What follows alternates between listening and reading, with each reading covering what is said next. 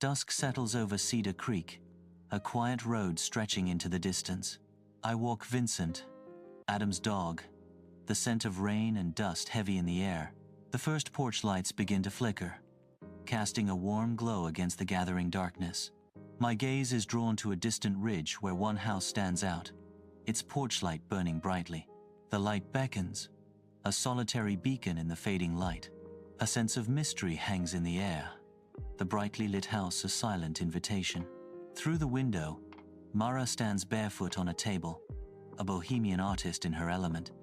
With a baguette in one hand and a paintbrush in the other, she paints clouds on the ceiling, her off-key singing filling the air. Vincent's bark pierces the reverie, drawing her attention. Mara, bathed in a sudden burst of light, turns, her eyes sparkling with mischief. Evenings for secrets, you know. The sun casts long shadows across Mara's porch as I pass by, my footsteps echoing softly on the pavement. Mara sits on the porch, lost in the world of her book, oblivious to everything around her. Dust motes dance in the sunlight, creating a magical halo around her as she turns a page. Back again? Mara asks, her voice a gentle interruption to the quiet. I reply, Vincent insists on this route, a hint of resignation in my tone. Mara extends an invitation, her eyes sparkling with an unspoken challenge. You should come to the open mic night. It's after sunset. Paper lanterns sway gently outside Mara's house, their warm light painting the night with a welcoming glow. Laughter cascades down the hill, a joyful symphony of summer revelry. Bathed in soft light, Mara strums a ukulele, her silhouette a beacon of warmth against the night. Her voice, a comforting blend of warmth and roughness, carries a sweet melody on the breeze. Townspeople gather, their faces alight with smiles, drawn to the music and camaraderie.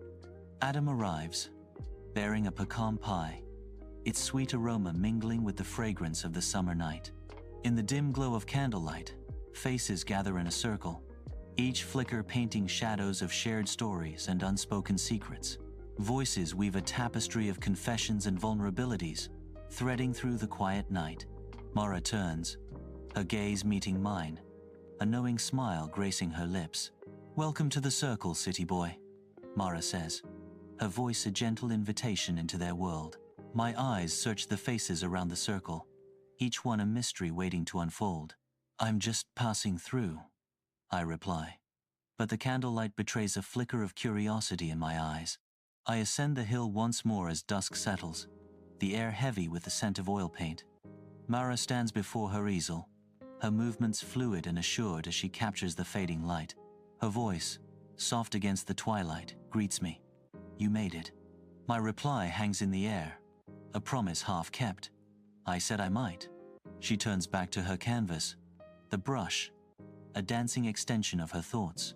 Paint forgives a lot, Mara says, her words blending with the approaching night.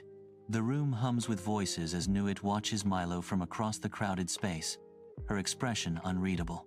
I sit beside Milo, his small hands guided by mine, as we blend vibrant colors, creating a masterpiece. Yusuf, Glory, and Billy are present, their faces alive with laughter and conversation. Mara approaches silently, her presence a subtle shift in the atmosphere. Her voice, a low murmur near my ear, sends a shiver down my spine. You're braver than you look. Under a sky ripped open by lightning, a storm unleashes its fury upon the night. Thunder roars. An ominous prelude as torrential rain lashes against the world. I fight against the tempest, running uphill towards Mara's house, my hair a tangled whip across my face. The wind screams, a constant reminder of nature's power as I struggle to reach the porch. Mara's silhouette appears in the doorway, her face etched with fear as she clutches the frame. Her voice, barely audible above the storm's roar, reveals a haunting memory. Storms scare me. We lost Dad in one. Dim light flickers across the room as Billy and Yusuf step inside, their flashlights cutting through the darkness. Glory follows close behind, a comforting plate of cookies offered like a silent promise. Nuit strains under the weight of board games, a playful burden in the gathering shadows. Mara listens intently, her gaze meeting theirs with understanding. If you're scared, you don't have to be alone. Cedar Creek's good at holding broken things. Soft candlelight bathes the room in a warm glow, shadows pirouetting on the walls as the storm outside softens to a gentle hush.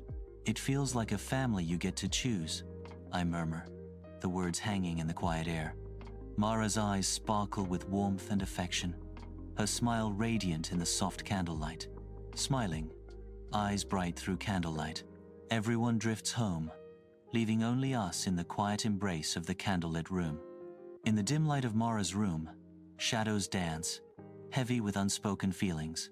Mara's eyes glisten, a fragile mix of vulnerability and fierce resolve shining in their depths. "I like you, city boy," she whispers, her voice trembling with a raw honesty. "But I'm not easy to keep." "I don't want easy," I reply, my voice firm against the uncertainty in the air. "I want honest." In the hushed dawn, candlelight flickers, turning Mara's hair into a halo of gold. I sit beside her, the quiet intimacy between us, a sanctuary from the storm. Outside, the drumming rain begins to relent, a subtle shift in nature's symphony. The first tendrils of sunrise paint the horizon, signaling the end of the long night. A gentle, unspoken trust fills the space as Mara leans against my shoulder. In this shared moment, the world outside fades away, leaving only the quiet comfort of our presence. Sunlight floods Mara's cozy kitchen, promising a bright start to the day. Adam's knock is greeted by Vincent's excited barks, a symphony of morning anticipation. The aroma of coffee mingles with the savory scent of Mara's omelets, a breakfast feast in the making.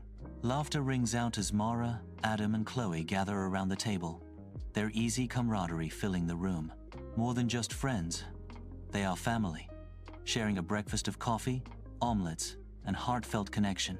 The morning sun paints long shadows across the lawn as the sounds of departing cars fade into the distance. Mara turns, her expression serious, a silent plea in her eyes. She reaches out, her touch gentle yet firm as she takes my hand. "Promise me something," she says, her voice barely a whisper. I respond with unwavering sincerity. "Anything."